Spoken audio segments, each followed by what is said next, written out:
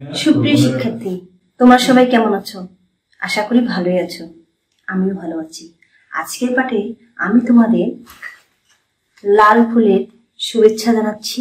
ঝর্ণারানী সরকার, সহকারী শিক্ষক, দলগ্রাম হাই সংলগ্ন সরকারি প্রাথমিক বিদ্যালয়, কালীগঞ্জ, লালমনিরহাট। প্রিয় শিক্ষার্থী, আজকের পাঠে যাওয়ার আগে আমরা পূর্ব পাঠটি নিয়ে আলোচনা করি। আগের পাঠে আমরা কি শিখেছিলাম বলো তো দেখি? তোমাদের নিশ্চয়ই মনে আছে কি শিখেছিলাম? বিভিন্ন ধরনের উদ্ভিদের বৈশিষ্ট্য উল্লেখ করতে ও শ্রেণীবিন্যাস করতে পারবে, এগুলো শিখেছিলাম, তাই না? আজকে আমরা শিখব বিভিন্ন ধরনের প্রাণী। আজকে আমরা কি শিখব? বিভিন্ন রকমের প্রাণী।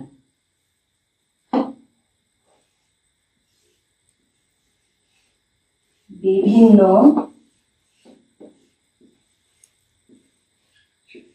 রকমের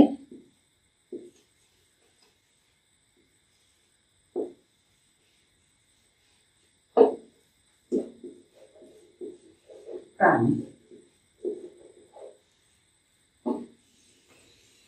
আজকে আমরা শিখব বিভিন্ন রকমের প্রাণী।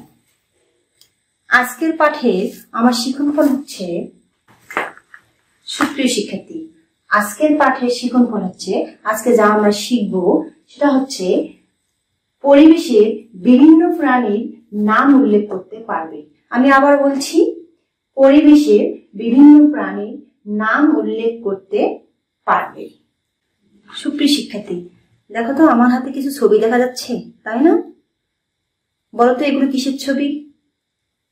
অবশ্যই বলতে পারবা। কিসের ছবি বলো তো? এগুলো প্রাণীর ছবি। প্রাণীদের দুইটি দলে ভাগ করা যায়, একটি হচ্ছে অমেরুদণ্ডী প্রাণী আর একটি হচ্ছে মেরুদণ্ডী প্রাণী।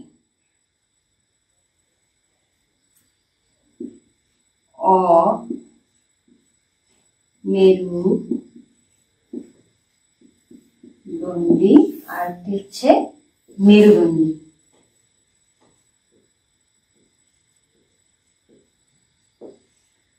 তাহলে তোমরা মেরুদণ্ড আছে এমন কয়েকটি প্রাণীর নাম বলো তো দেখি।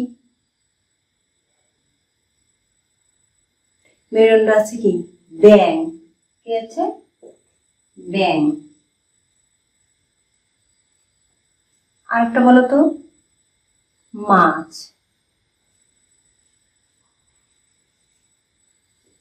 আর একটা মেরুদণ্ড প্রাণীর নাম বলো?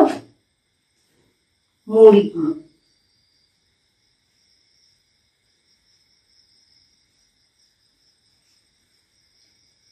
এখন তোমরা কয়েকটি অমেরুদণ্ডী প্রাণীর নাম বলো। এটা হচ্ছে কি? কেঁচো। কেঁচো। আরেকটা বলো? প্রজাপতি।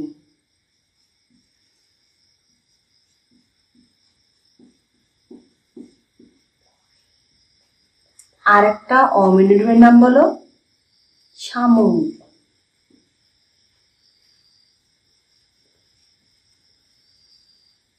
তাহলে আমরা প্রাণী কি শিখলাম? প্রাণী দুই ধরনের, একটা হচ্ছে অমেরুদণ্ডী আর একটা হচ্ছে মেরুদণ্ডী প্রাণী।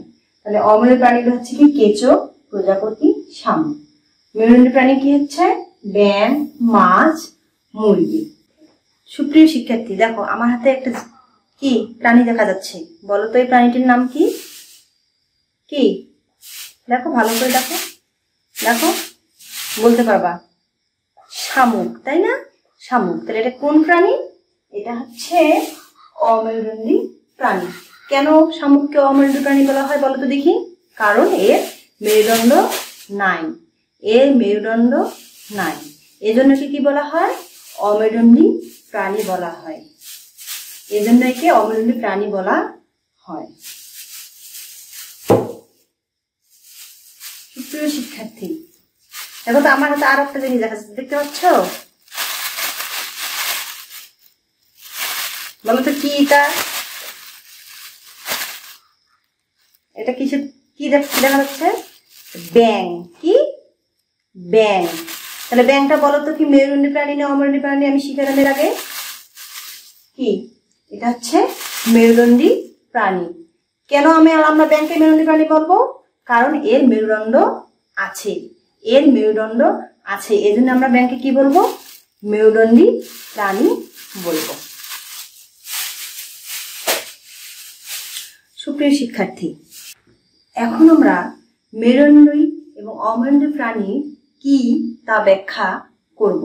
সুপ্রিয় শিক্ষার্থী, দেখো মেরুদণ্ডী প্রাণী কাকে বলে আমরা এখানে করব, অমেরুদণ্ডী প্রাণী কাকে বলে তা আমরা জানব। অমেরুদণ্ডী প্রাণী, যে প্রাণীর মেরুদণ্ড নেই তাকে অমেরুদণ্ডী প্রাণী বলে। আমি আবারও বলছি, যে প্রাণীর মেরুদণ্ড নেই তাকে অমেরুদণ্ডী প্রাণী বলে।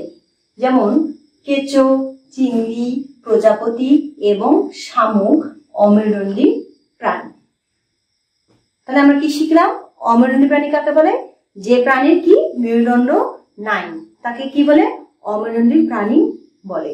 অমেরুদণ্ডী প্রাণী অনেকে স্থলে আবার অনেকে জলেও বাস করে। এখন আমরা জানবো মেরুদণ্ডী প্রাণী সম্পর্কে জানব। যেসব প্রাণীর মেরুদণ্ড আছে তাদের মেরুদণ্ডী প্রাণী বলে। আমি আবারও বলছি, যেসব প্রাণীর মেরুদণ্ড আছে তাদের মেরুদণ্ডী প্রাণী বলে। যেমন সাপ, ব্যাঙ এবং মাছ, এরাও অমেরুদণ্ডী প্রাণী, এরাও অমেরুদণ্ডী প্রাণী। সুপ্রিয় শিক্ষার্থী, তোমরা 11 নম্বর পৃষ্ঠা খোলো, পাঠ্য বইয়ের 11 নম্বর পৃষ্ঠা খোলো। আমি পড়াটা পড়াচ্ছি, তোমরা মনোযোগ দিয়ে শোনো। আমি প্রথমে পড়াবো অমেরুদণ্ডী প্রাণী। পৃথিবীতে অনেক প্রাণী আছে যাদের মেরুদণ্ড নেই। যে প্রাণী মেরুদণ্ড নেই তাকে অমেরুদণ্ডী প্রাণী বলে। অমেরুদণ্ডী প্রাণী অনেকে স্থলে অনেকে জলে বাস করে। কেঁচো, চিংড়ি, প্রজাপতি এবং শামুক অমেরুদণ্ডী প্রাণী। এখন পড়াবো মেরুদণ্ডী প্রাণী। যেসব প্রাণীর মেরুদণ্ড আছে তাদের মেরুদণ্ডী প্রাণী বলে। পিঠের দিকে ছোট ছোট এক সারি হাড় মিলে মেরুদণ্ড তৈরি হয়। মেরুদণ্ড প্রাণীর দেহকে দৃঢ় করে। কুকুর এবং পাখি মেরুদণ্ডী প্রাণী। সাপ, ব্যাঙ এবং মাছ, এরাও মেরুদণ্ডী প্রাণী। তোমরা সবাই খাতা কলম নিয়ে প্রস্তুত হও। আমরা এখন জানবো কোন প্রাণীর মেরুদণ্ড আছে। হ্যাঁ, বইয়ে দেখো।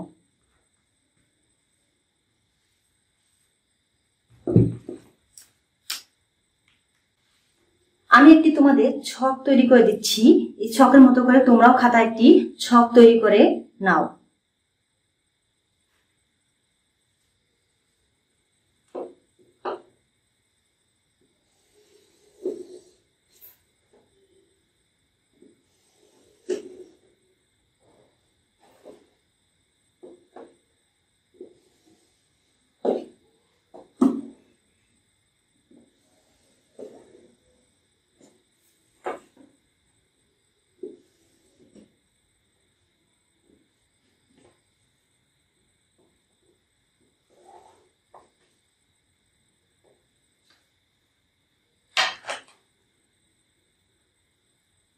ছকে তোমার জানা অমেরুদণ্ডী ও মেরুদণ্ডী প্রাণীদের নাম লেখো। অমেরুদণ্ডী,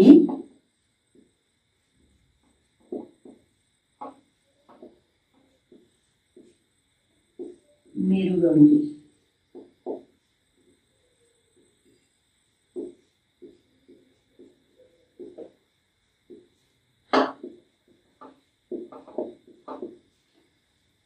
আমি একটা ছক তৈরি করে দিলাম তোমাদের। হ্যাঁ, তোমরা এই ছকের মধ্যে অমেরুদণ্ডী এবং মেরুদণ্ডী প্রাণী, যে সকল প্রাণী সম্পর্কে আমি পড়ালাম সেসব প্রাণীর নাম এই ছকে পূরণ করে আমাকে পরবর্তী ক্লাসে দেখাবা। ঠিক আছে, এটা তোমাদের বাড়ির কাজ থাকলো। আমার শিক্ষক অনুযায়ী আমি আমার পাঠটি আজকের মতো এখানে শেষ করতে যাচ্ছি। সবাইকে ধন্যবাদ।